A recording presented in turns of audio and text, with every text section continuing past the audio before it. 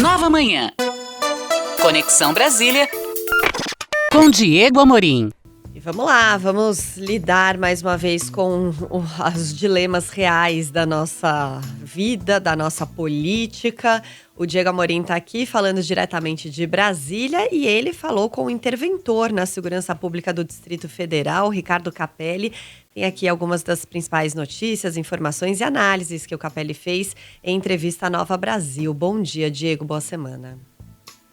Bom dia, Michele, bom dia ao Mauro, bom dia aos ouvintes da Nova Brasil FM em todo o país, uma ótima semana pra gente. Pois é, o Ricardo Capelli esteve aqui na Nova Brasil FM na última sexta-feira em uma entrevista ao programa Nova Manhã Brasília, ele que também acumula o cargo de secretário executivo do Ministério da Justiça e da Segurança Pública. Tivemos um bate-papo aqui de praticamente 30 minutos, meia hora, falando tudo sobre o último dia 8 de janeiro e os desdobramentos daquele dia. E eu trago agora para o nosso ouvinte da Rede Nova Brasil FM alguns dos destaques desta conversa.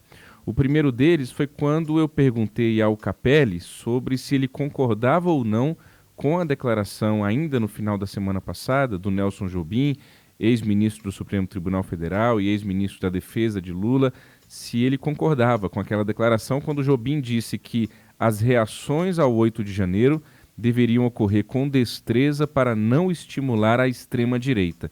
O próprio Ricardo Capelli ecoou essa declaração do Jobim. Vamos ouvi-lo, por gentileza. Olha, o ministro Nelson Jobim foi deputado, foi ministro, foi presidente do Supremo Tribunal Federal. Ele é sempre uma referência para todos nós, né? É uma referência de equilíbrio, de ponderação. Então essa acho que é um alerta importante que ele faz. Nós temos que, eu tenho dito sempre, por exemplo, sobre os ocorridos aqui, especificamente no que diz respeito à segurança pública de Brasília. Eu tenho insistido e tenho reiterado que eu tenho plena confiança na Polícia Militar do Distrito Federal, tenho plena confiança na Polícia Civil, no Corpo de Bombeiros. Houve problema? Claro que houve, mas esse problema foi sobretudo um problema de comando. Foi um problema na linha de comando. Tá aí o Ricardo Capelli dizendo que esse alerta do Nelson Jobim é um alerta importante. Ele se preocupou muito ao longo da entrevista, por mais de uma vez ele disse que não é possível que se generalize e se macule a imagem das instituições, sejam elas as Forças Armadas, sejam elas a Polícia Militar, o Corpo de Bombeiros. Ele teve muito cuidado em todo instante em que ele fazia uma crítica ao que ocorreu no dia 8 de janeiro, ele logo em seguida trazia essa ponderação de que não se podia generalizar. Fica claro que essa é uma preocupação por parte do Ricardo Capelli, o interventor na segurança pública aqui do DF. Eu também perguntei o seguinte a ele: o que de fato o Ministério da Justiça, do qual ele é secretário executivo, sabia sobre o dia 8 de janeiro? Eu comecei a pergunta a ele dizendo que eu, Diego, jornalista e morador de Brasília, sabia que haveria algo, uma manifestação no mínimo, no dia 8 de janeiro, naquele domingo. E o Ministério da Justiça, o que sabia? O Ricardo Capelli respondeu para a gente. Vamos ouvir. O Ministério da Justiça tinha informação, recebeu informações de que poderiam acontecer distúrbios. Qual é a questão, Diego? É que pela Constituição, quem faz a segurança dos poderes federais constituídos aqui na capital, a segurança ostensiva, não é o governo federal. Que a responsabilidade é do governo do Distrito Federal. E nós recebemos informações do governador, de toda a equipe do governo, de que seria repetido no dia 8 a mesma operação de segurança que foi exemplar no dia 1º da posse. Então não havia motivo para que a gente desconfiasse do governo do Distrito Federal, que tinha realizado uma operação exemplar no dia 1º. Houve uma quebra de confiança, por isso foi decretada a intervenção federal, e o Supremo Tribunal Federal, inclusive, adotou outras medidas, né? Foi uma quebra de confiança, mas não existia motivo para que a gente desconfiasse naquele momento da palavra que a gente recebia do governo do Distrito Federal. Isso vai gerar, Diego, inclusive está gerando inclusive um outro debate, que é o quê? Que é a reflexão sobre a necessidade do governo federal ter federalizar a segurança da esplanada? Ter uma... Não, eu não diria...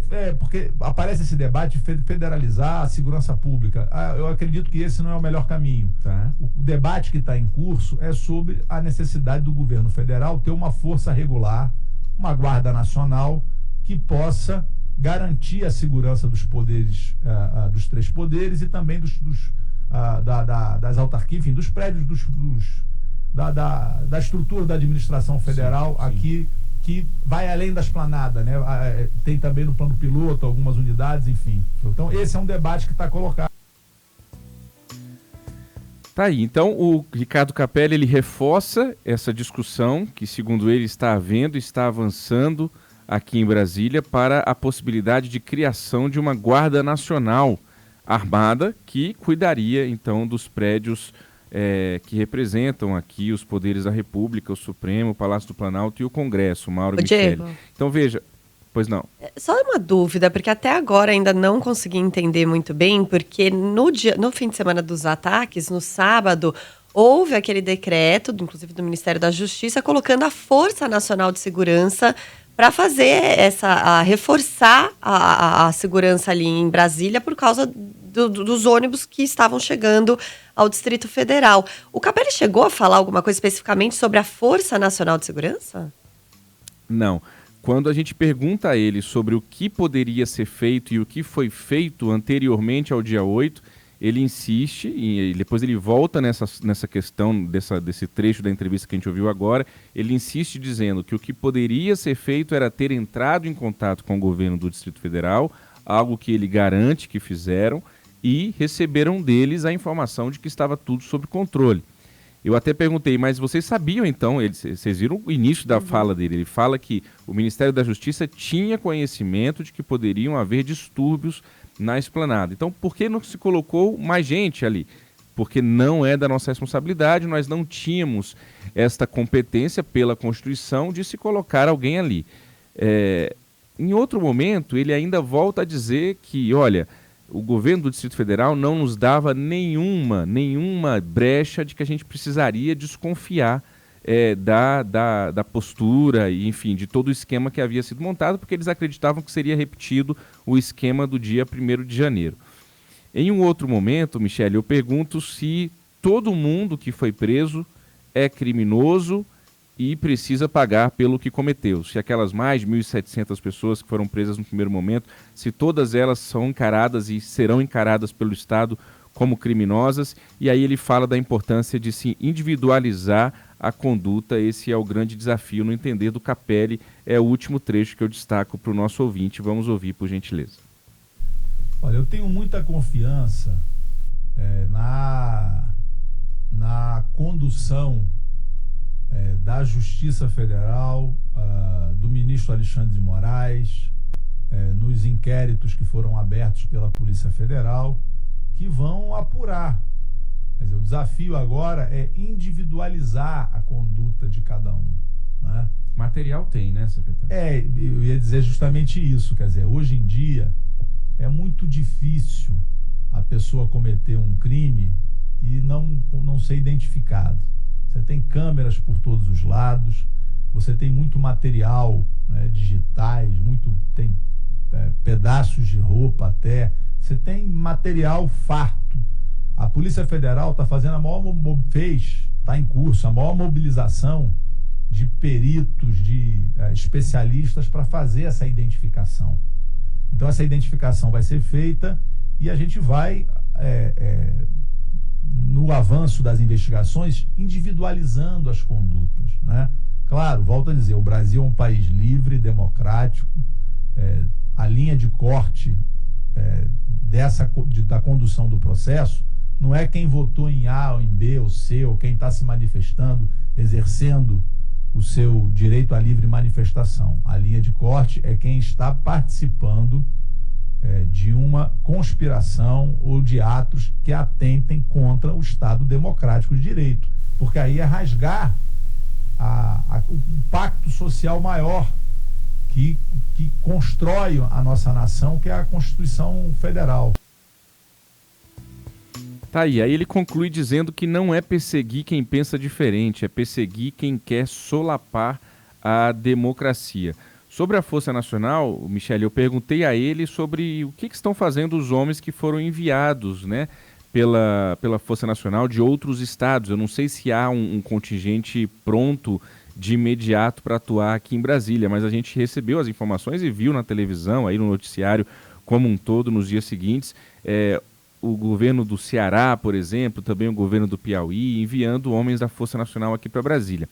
Muitos deles estão ali ainda na Praça dos Três Poderes, lá tem um contingente significativo de plantão ali, e outros estão atuando em outras áreas. Na entrada da esplanada, no primeiro ministério, logo depois da catedral, também tem ali uma segurança reforçada, e o Capelli também nos informou que esses homens da Força Nacional acabaram contribuindo na segurança do velório e da missa de 7º dia da esposa do ministro do Supremo Tribunal Federal, Luiz Roberto Barroso, porque havia, diante desses dois fatos aí, o velório, o enterro e também a missa de 7º dia da esposa do ministro, uma preocupação grande com a segurança. Quem tiver interesse de acompanhar a íntegra dessa entrevista, que, repito, durou cerca de 35 minutos, feita por mim e pela Ariane Bittencourt aqui em Brasília, é só acessar o site do Nova Manhã, que tem lá esse destaque, e também o canal do YouTube da Nova Brasil aqui em Brasília, que é youtube.com/@Nova Brasil Brasília. Mauro, Michele. Obrigado, Diego. O Diego Amorim, diariamente aqui no Nova Manhã. Boa segunda para você. Até amanhã. Para nós, uma ótima semana. Valeu. Nova Manhã. Conexão Brasília com Diego Amorim.